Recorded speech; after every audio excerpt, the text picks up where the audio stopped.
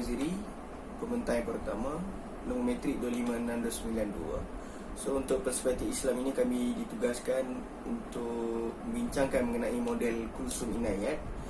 Jadi di bahagian yang pertama saya akan menerangkan mengenai pengenalan apakah itu kaunseling perspektif Islam. Kemudian di bahagian yang kedua akan diterangkan oleh Saudara Hafiz mengenai apakah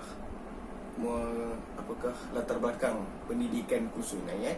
Seterusnya akan disambung oleh Syafiq yang akan membentangkan mengenai apakah model intipati, model yang terdapat dalam model Kulsum Inayat, dan seterusnya akan diakhiri dengan Hafiz yang buat kesimpulan kepada semua pembentangan pada hari. Baiklah, saya akan teruskan dengan pembentangan saya.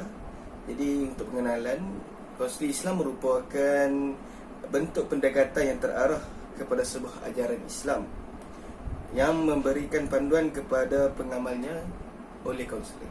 Baiklah, seterusnya kaunseling Islam tertumpu kepada bagaimana kaunselor tersebut mengamalkan pendekatan berkonsepkan hadis dan Al-Quran. Seterusnya menurut Aziz 1993 menyatakan bahawa kaunseling Islam ini merupakan satu proses menolong klien dengan cara memberi bimbingan atau nasihat bagi membuat pilihan atau keputusan dalam mencapai matlamat. Jadi maksudnya di sini konsep perspektif Islam ini adalah bertujuan untuk membimbing klien kita bukan dengan menggunakan teori-teori yang berada di barat, tetapi kita menggunakan teori-teori berkaitan dengan Islam.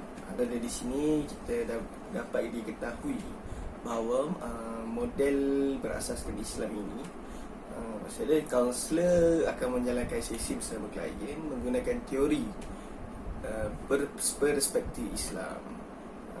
Jadi maksudnya kita akan gunakan hadis dan Al-Quran sebagai pedoman untuk sesi ini. Baiklah, seterusnya Hasan pula telah mendefinisikan bimbingan dan kaunseling Islam sebagai proses pengajaran dan pembelajaran psikologi yang berlaku dalam bentuk bersemuka antara seorang klien dan kaunselor.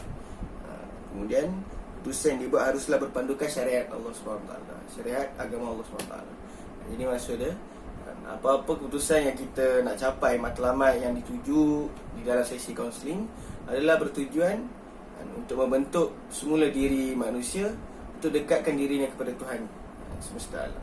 Jadi yang terakhir dia, Kamal juga mendefinisikan sebagai bimbingan dan kaunseling Islam itu adalah untuk menolong, menyeluhi dan menggalakkan manusia membuat keputusan dan membimbing kehidupannya bagi menggerakkan yang bermanfaat di akhirat, tetapi janganlah melupakan bahagia di dunia.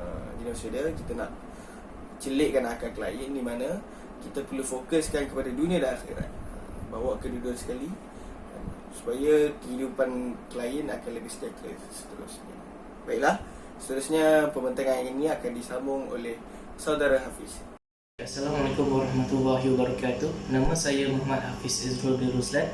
Nombor metrik saya 253449. Okey, pada hari ini saya akan menerangkan tentang latar belakang pendidikan iaitu Kulsum Inayat. Okey, pertama sekali Kulsum Inayat mempunyai beberapa pendidikan, iaitu yang pertama pada tahun 1899 sehingga 1991 beliau telah mengambil diploma Systematic Family Therapy in the Richmond Fellowship. Pada tahun berikutnya iaitu 1994 sehingga 1999 beliau mempunyai Doktor Falsafah dalam Psikologi in University of London. Okey, pada tahun 2001 pula Kulsum Inayat mempunyai Certificate Islamic Counseling in Brand Adult Education College. Pada tahun 2001 sehingga 2002 beliau mempunyai master degree dalam Counseling Psychology in University of East London School of Psychology. Okey, pada tahun berikutnya iaitu pada tahun 2003 beliau mempunyai diploma dalam Counseling in Barnet College. Okey, pada tahun seterusnya pula pada tahun 2003 sehingga 2005 beliau mempunyai master degree Counseling Psychology in University of East London School of Psychology. Okey, pada tahun 2009 sehingga 2010 beliau mempunyai Certificate in Supervision, Integrative Supervision in Metanoia. Okey. Bismillahirrahmanirrahim. Okey, terlebih dahulu saya perkenalkan diri saya. Nama saya Muhammad Syafiq bin Muhammad Sobri. Nama matrik 253447. Okey, saya akan masuk ke dalam model kursus inayat, iaitu 3 fasa dalam sesi kaunseling ini.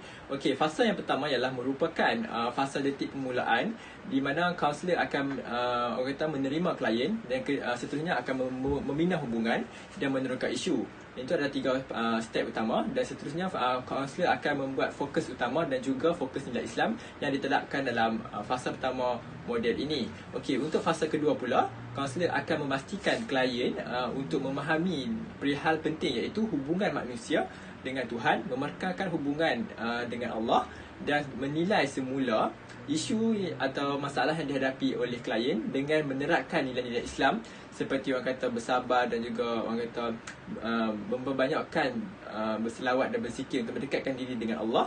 Dan yang keempat adalah mengenal pasti sifat baik yang muncul dalam diri klien. Okey, dalam fasa ketiga pula, iaitu adalah proses penamatan.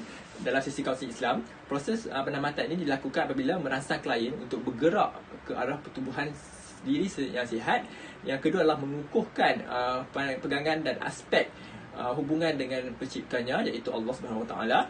Yang keempat adalah fokus kepada sifat-sifat baik dan positif yang muncul, dan yang terakhir adalah ambil keputusan mengenai perubahan-perubahan yang positif ke arah memajukan diri dan melupakan masalah-masalah yang telah dihadapinya dengan sebaik mungkin, iaitu daripada peringkat-peringkat. Okey, itu sajalah proses dalam 3 fasa kursus inayat. Okey, sekali saya akan menerangkan tentang kesimpulan mengenai apa yang kita mempelajari dalam kaunseling Islam. Kita mempelajari bahawa setiap agama mempunyai kefahaman mereka tersendiri. Selain itu juga model ini menekankan tentang pentingnya hubungan bersama Tuhan. Seperti mana kita tahu setiap agama mempunyai Tuhan dan mereka mempercayai Tuhan itu adalah satu.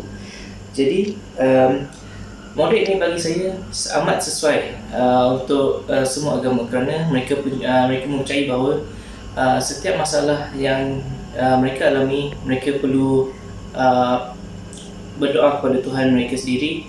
Dan seperti juga pada agama Islam, apabila kita menghadapi sebarang masalah, kita perlu berdoa kepada Tuhan, iaitu Allah, dan cuba mempelajari sesuatu perkara yang baik. Okey, seterusnya kita tahu bahawa dalam konteks kaunseling Islam, kaunselor ini memainkan peranan yang penting dalam meneroka dan membantu klien untuk menyelesaikan masalahnya.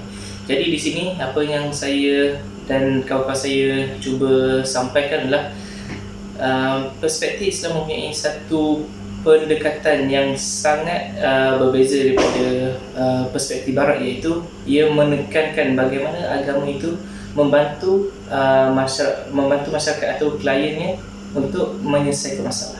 Okey, itu sekian daripada kami. Sekian, terima kasih.